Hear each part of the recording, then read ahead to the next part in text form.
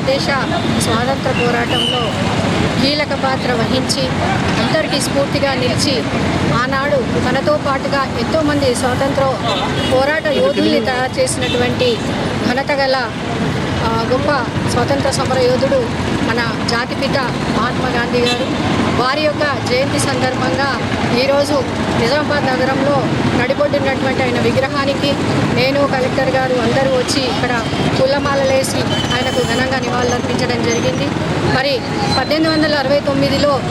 గుజరాత్లోని పోర్బందర్లో కరమ్చంద్ గాంధీ పుత్లీబాయిలకు జన్మించినటువంటి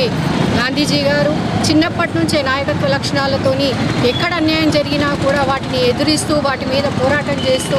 మరి వీటన్నిటి కూడా చక్కటి విద్య ఉంటే మనము పెద్ద ఎత్తున పోరాటాలు చేయొచ్చు, మన భారతదేశాన్ని తిరిగి మనం తెచ్చుకోవచ్చు స్వాతంత్రోద్యమం చేసి అని తలిచి అని బారిస్టర్ చదివిన తర్వాత మళ్ళీ వచ్చి మొత్తము విదేశీ వస్తువులను త్యాగం చేసి విదేశీ వస్త్రాలను త్యాగం చేసి మన యొక్క కేవలం ఖాదీ బట్టల మీదనే తన జీవితాంతము గడిపిన ఒక గొప్ప మహనీయుని యొక్క చరిత్ర ఈరోజు మనం చెప్పుకోవడానికి ఎంతో గర్వపడాలి. మరి భారతరత్న సాధించినటువంటి ఆయన ఎన్నో స్వతంత్రోద్యమంలో మరి క్విట్ ఇండియా మూవ్మెంట్ కానివ్వండి, సత్యాగ్రహం కానివ్వండి, ఇలాంటి ఎన్నో సహాయ నిరాకరణ ఉద్యమాలు కానివ్వండి, ఎన్నో పోరాటాలు చేసి ఎన్నో ఉద్యమాలు చేసి చివరికి 1947లో మనకు స్వతంత్రం వచ్చే వరకు కూడా ఆయన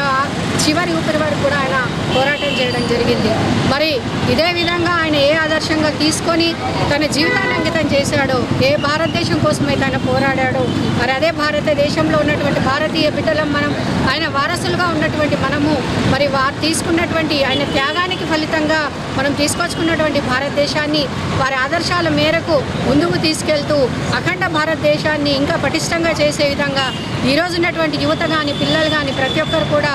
వారి యొక్క సేవను, వారి యొక్క అంకిత భావాన్ని మన దేశానికి చాటి చెప్పాలని చెప్పేసి కోరుకుంటూ మరొకసారి ప్రజలందరికీ గాంధీ జయంతి సందర్భంగా శుభాకాంక్షలు.